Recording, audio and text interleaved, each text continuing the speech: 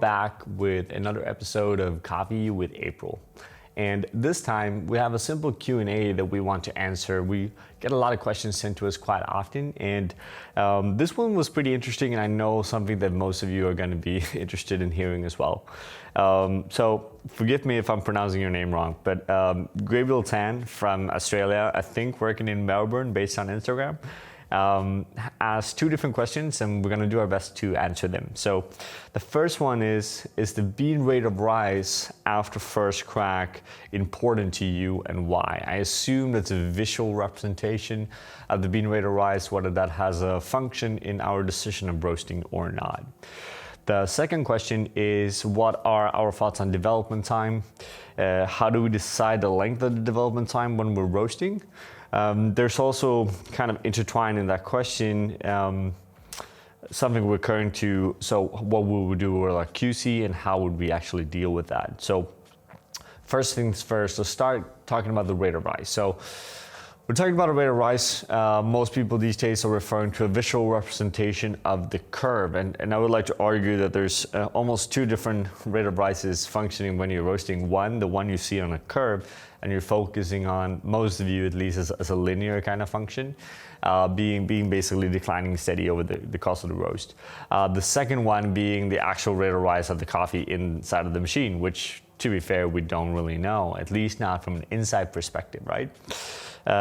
So for those of you that don't know, the rate of rise curve comes from the bean probe with the thermocouple, which is basically measuring, or supposed to measure, the speed of the energy transfer, right? So how fast is the energy difference on the roasted coffee, and that's always going to be higher in the beginning and lower in the end. That's just pure physics. As coffee gets warmer and warmer and gets closer to the temperature of the environment it's been roasting in, it's basically going to be a decrease of temperature difference, right? So is the rate of rise curve important? I would say on a single setup, on a singular machine, it could be important. With that in mind, you need to think about a few things. So first of all, one, your bean probe reading or thermocouple reading is going to be different depending on batch size in your machine. So at April, we roast one batch size, 12 kilo on the 15 kilo Loring, which actually gives us a fairly consistent representation of the rate of rise on each kind of coffees, which actually make it interesting. However, if you're roasting on different batch sizes, you need to factor in that the air will play a very big function in what the bean probe is actually reading. So if you roast larger batches versus very small batches, or let's say 100% capacity, 50%, and 20%, then your bean probe or thermocouple is going to read a different ratio of bean and air. So you kind of need to ask yourself how consistent that is. And the same goes for different machines, which I think is important. And we know, we see, we hear a lot about the discussions of a rate of rise being some kind of universal visual representation where we want it to start high and go low and this perfectly smooth line. And that's interesting, but in reality, which I think makes this really fun, is that depending on which probe you have, depending on the thermocouple, that line will look very, very different. So for example, a perfectly smooth declining curve on a probe, let's say you put in a Loring probe in that same machine and you do that same transfer in terms of energy settings or air settings, depending on what kind of setup you have, then the rate of rise will look completely different, right? And we're still thinking that some kind of universal rule, which I, to be fair, do not agree with. I think most importantly, what we realized here is that roasting a coffee where the rate of rise looks perfectly declining is very easy.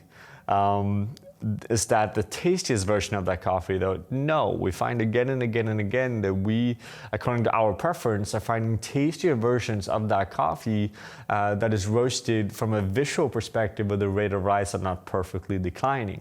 Now, that should be said, rate of rise is always declining within the roast. That's just how the heat transfer is actually working, right? So as the coffee gets closer in temperature to the material or the environment, then there will be a decrease of energy transfer, whether you want to or not, whether you're increasing burner settings or not. And I think that's pretty important to understand.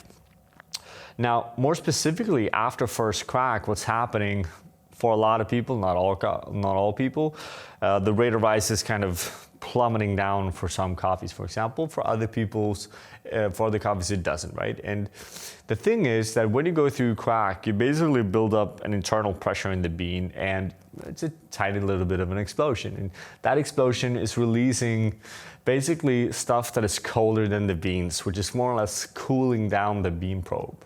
And that is causing this measurement to look very different. Now, even if the measurement is different, it doesn't mean that the heat transfer is actually changing that much. So whether that is an interesting representation or not, that can be discussed, right? So it really depends on how much pressure have you built into the coffee before crack, right? If you build in very low pressure, it's not going to plummet that much. If you build up high pressure, the reaction of the crack will be more intense and it's going to plummet more, right? So understand that it's just a function of the amount of pressure you go into to crack with, right?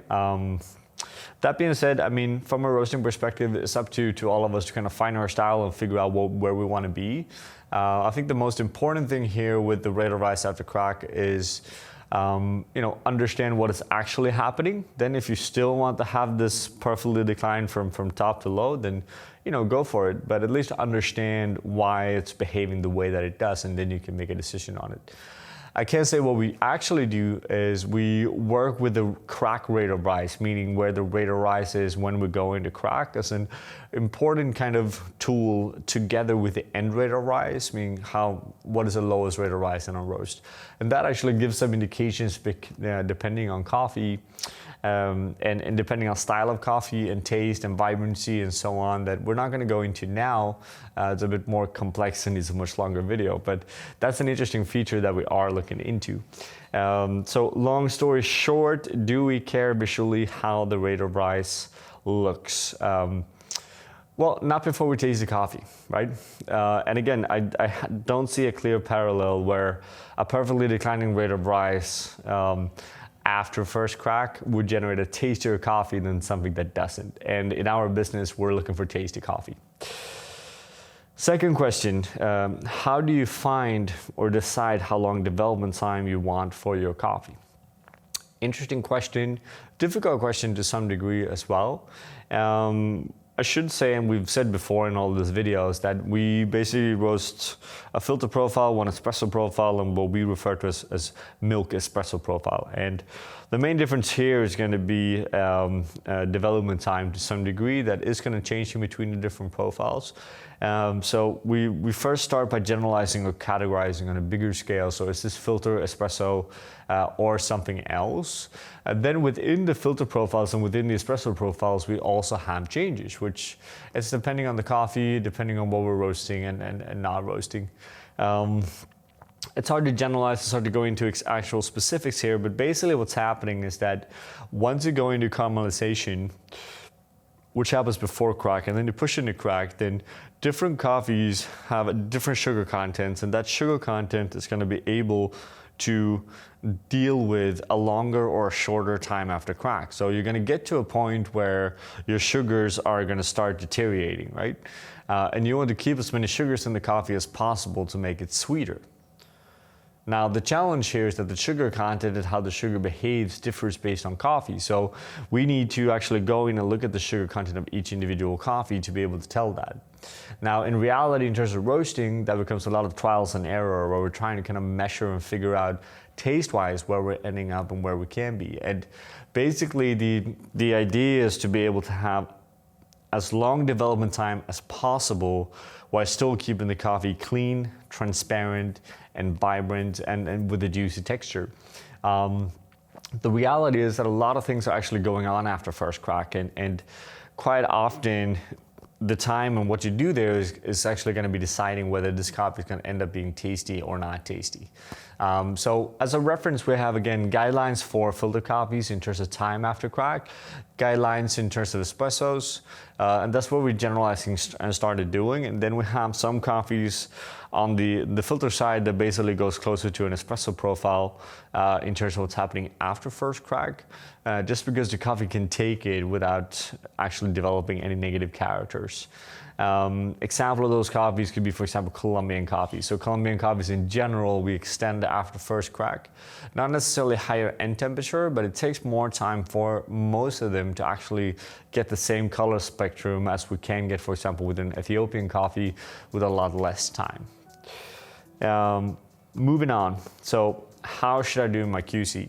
Well, we're not necessarily in the business of telling anyone how to do their QC. What we can do is we can tell you how we do our QC. So QC here is focusing on, well, QC with April has been a process and changed since the beginning as well. Beginning being pretty hardcore, working a lot with colors, working a lot with measurements, to today being mainly taste-based, which some measurements included as well, but we're focusing on the taste quality of the coffee, linking in that very much into brewing as well, right? So cupping is just a part of the evaluation, and we actually spend a lot of time focusing on brewing the final product. As we, the more we learn, the more we understand that the brewing aspect of the coffee is very, very important. Meaning that a coffee that tastes in one way on a cupping table might actually taste amazing if you just know how to tweak it and brew it. So it depends a bit on what you're looking for there as the roasters. I like to consider us as a company that is focusing on the full range, so green coffee roasting and brewing. And I believe that makes us better from a roasting perspective as well.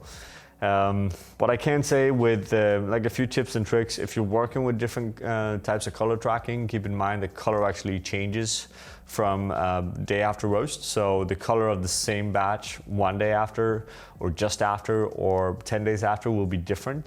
So you need to have one specific day to measure that color. That's important. Taste-wise, what we do is that we taste our coffees basically 7 days after roast. That's when we do a proper evaluation of them in terms of taste. Obviously, we do an evaluation based on how the curve is looking or behaving on the roast day. We spend a lot of time thinking and tricksing with the coffee before we actually put it out in production as well, which is important. And I think that's the kind of central thing of what we do. We use Cropster Cup for everything, whether we do manual brews or whether we do cuppings. It's amazing to just be able to store all of that data directly into your profiles. Especially now as the team at April is growing, it helps us calibrate and helps us understand what is working for us and not working, and what one person think about this coffee versus the other person. And that's been really, really helpful. I think that's about it for now. A pretty, quick answer, but if you have any more questions on this grab roll, just send us another email, shoot a comment down here. The same goes for all of you as well. We're always happy to do these kind of Q&A and answer whatever questions you guys might have, whether that's green coffee roasting and brewing. As always, thank you guys for tuning in, and any comments down here, always happy when you guys share. Thank you.